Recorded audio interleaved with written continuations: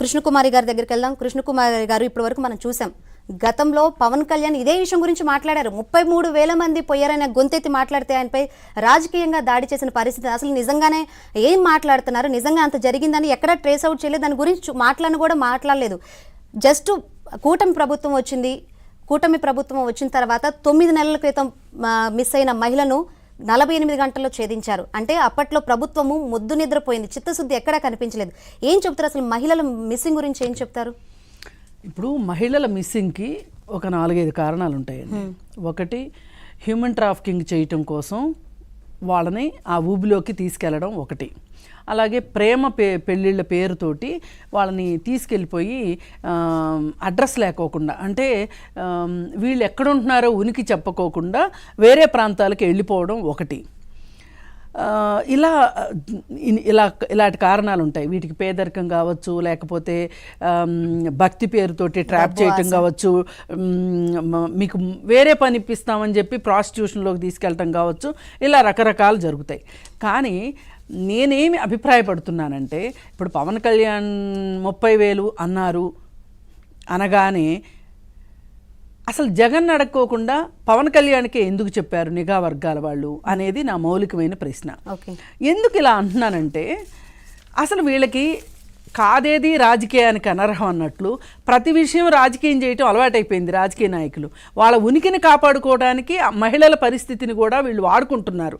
మహిళలు తప్పిపోవడము అనేది రీజన్ ఏదైనా, వాళ్ళు ఇష్టంతో వెళ్ళినా అయిష్టంతో వెళ్ళినా వాళ్ళు అక్కడ ఏమి అష్టకష్టాలు పడుతున్నారనే ఒక్క బాధ ఎవరికీ లేదు.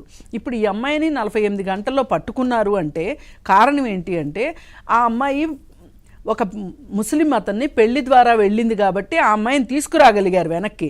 అదే ఒక వ్యభిచార కోపంలో ఉంటే పట్టుకురాగలుగుతారా వీళ్ళు? అసలు ఇంత నెట్వర్క్ ఇక్కడ జరుగుతూ ఉంటే ఏం మొద్దు నిద్రపోతున్నారా?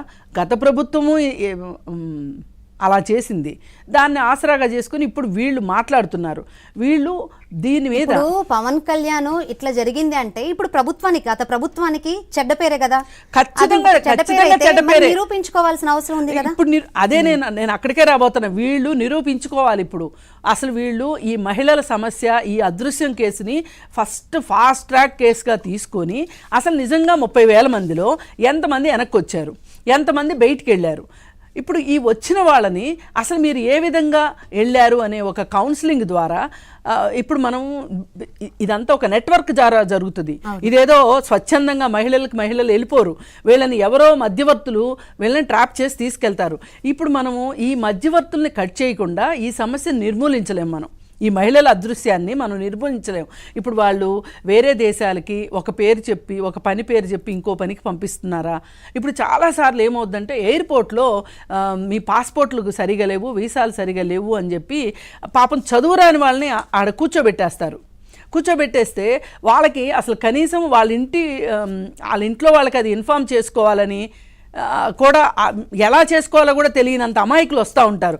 అలాంటప్పుడు ఏమవుతుంది అంటే, వీళ్ళని ఎవరో ఒక స్వచ్ఛంద సంస్థల వాళ్ళు వాళ్ళని రెస్క్యూ చేసి మళ్ళీ వాళ్ళ సొంత ప్రాంతాలకు పంపటం. ఇప్పుడు భానుజా గారు ఉన్నారు.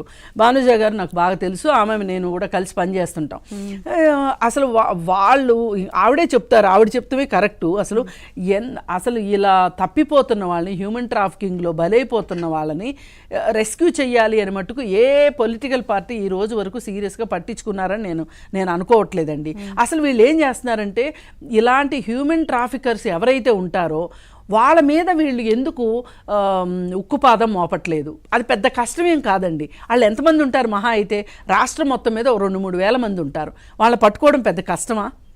ఇప్పుడు పైగా దీనికి పోయినసారి ఏం జరిగింది అంటే, ఈ వాలంటీర్ వ్యవస్థ అనేది ఒకటి ఉండటం వల్ల, వాలంటీర్లు అందరూ అలా చేశారని నేను అనను, కానీ కొంతమంది వాలంటీర్లు మట్టుకు ఈ హ్యూమన్ ట్రాఫికర్స్కి, గంజాయి పండించే వాళ్ళకి, గంజాయి సరఫరాదారులకి వీళ్ళు ఏజెంట్లుగా పనిచేశారు.